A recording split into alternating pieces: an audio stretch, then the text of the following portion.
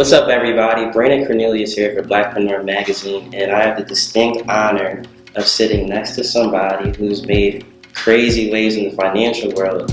She's a financial educator, she's an author, she's a blogger, she's a motivational speaker, she's an inspirer. She's impacted millions of people across the world, and she's just getting started. She's affectionately known as the Budgetnista. So I want to introduce to everybody Miss Tiffany Aliche. How are you feeling? Hi, Brandon. I'm feeling well. Thank you for having me. Well, thank you for taking the time out to sit down with us. You're going to be our cover star for the month of January. Ooh, So how do you feel about that? That's pretty awesome.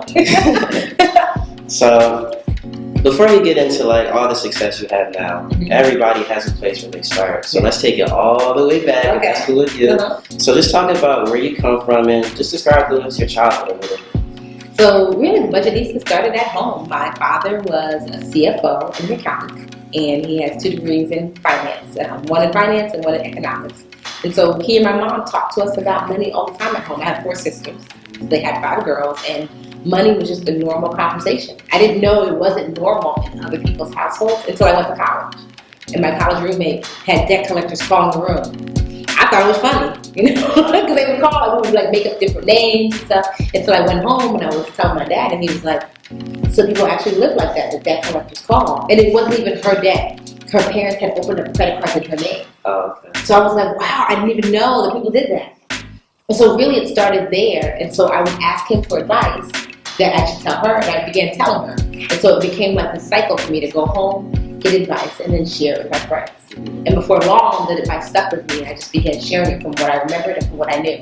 And so the Budgetnista was really born at home. Wow, so those values that your parents taught you about money, you kind of still use those values even to this day. For sure. Every time my dad is in his 70s, he's retired. Every time I see him, he teaches me a financial lesson. Wow. Yep, whether it's about a house that I'm thinking about buying, whether it's about my business, am I doing my accounting properly. So he still to this day teaches me about money. Wow. So did you always know that you wanted to go into this kind of field, or did you have other aspirations as well? No, I thought I was going to be a school teacher. I was one for 10 years. Okay. I taught preschool and I loved it. I'd gone to school for business, so I have my bachelor's in business, and my concentration for my bachelor's is marketing. And I thought I'm going to go into business because that's where you make money. And then I had a bunch of internships and I hated them all. And I thought, this is so boring. I'm fun, and I wanted to have fun. And so I said, well, in the meantime, I'll teach, trying to figure out what I wanted to do with my life. So I graduated college, got my business degree, said I'll teach. And I had to teach preschool because I wasn't certified. Okay. And so preschool was the only place at the time that you could teach without your certification. So I went back to get my certification. I said, I'll stay here for a little bit, for 9 months that it took me to get certified. And 9 months turned into 10 years. And I thought I was going to stay there basically forever, and then the recession hit. Right. And my school closed its doors. And when that happened, I was both scared and relieved because I knew it was time to move on.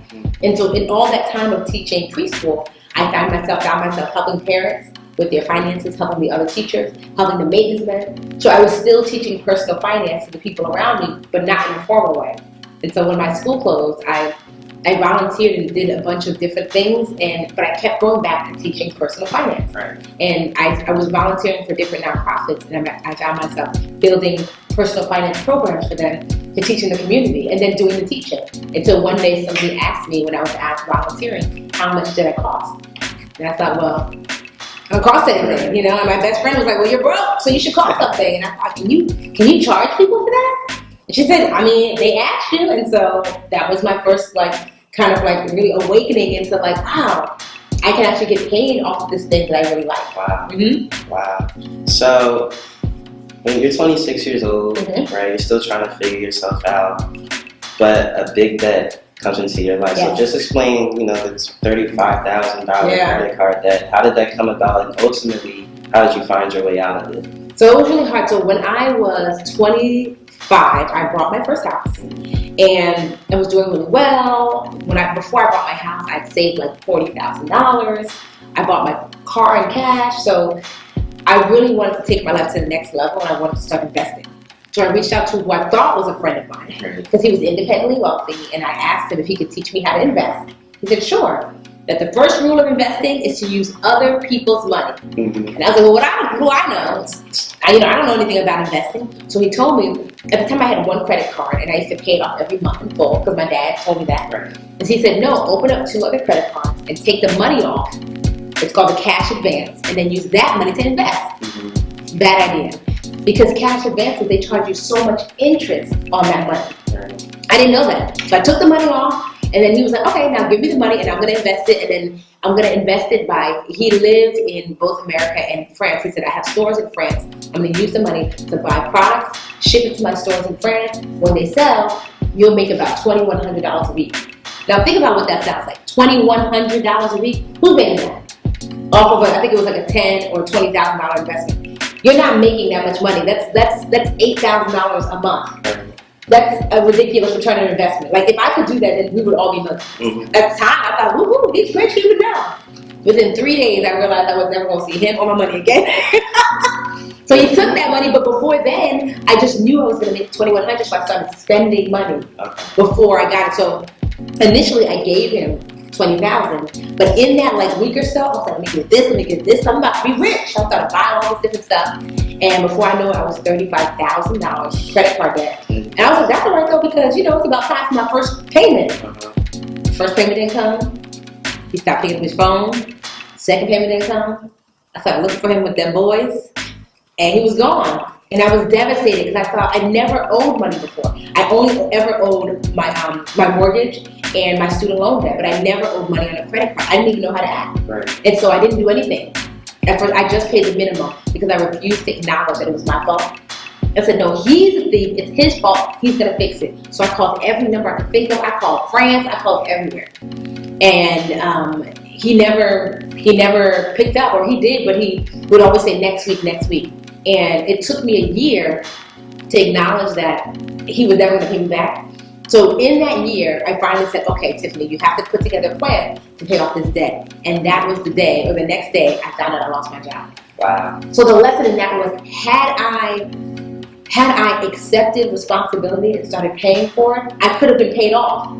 But I waited a whole year of denial and only to find out I lost my job. And I was like, so great, how am I going to pay my mortgage, my student loan debt, and now it's credit card debt with no job? And I didn't. I was not able to pay the mortgage. So I stopped paying my mortgage. I lived off unemployment. I moved back home at age 29 and spent my 30th birthday in my middle school bed.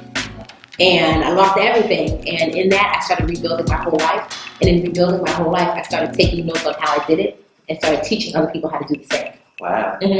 So ultimately, you devised a budgeting plan, I'm sure, right? So just talk to us about the specific plan, and was it something that you came up with yourself, or did other people help you with that as well? So it was really trial and error. A budget is really just a picture of your money, and you look at that picture and then you tell it to look like something else. So step one for a budget, super simple. You just list everything you spend money on. Everything. If you're not sure, take out your debit card statement or your credit card statement. You're going to see all your spending there.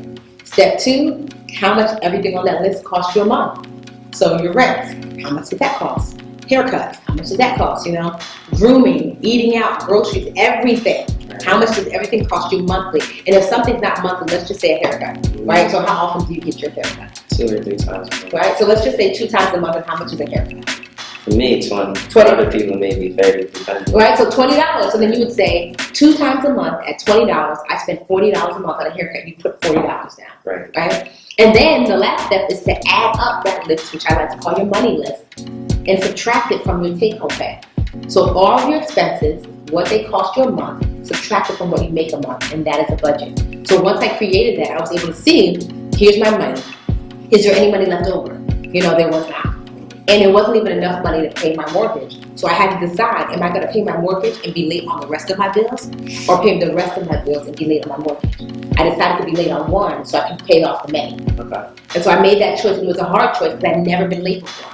And from there, I started digging my way out. One of the bills I did pay was my credit card bill. So I started paying them off. And in about 2.5 years, I paid them off. And I ended up losing the house, but sometimes you can't have it all. Right. You make a mistake, and you have to adjust and accept that there's going to be consequences for that mistake. And it's okay. So my credit score, when I first got my house, was an 802, which is excellent. And as a result of the foreclosure, it dipped down to a 547, which is an F.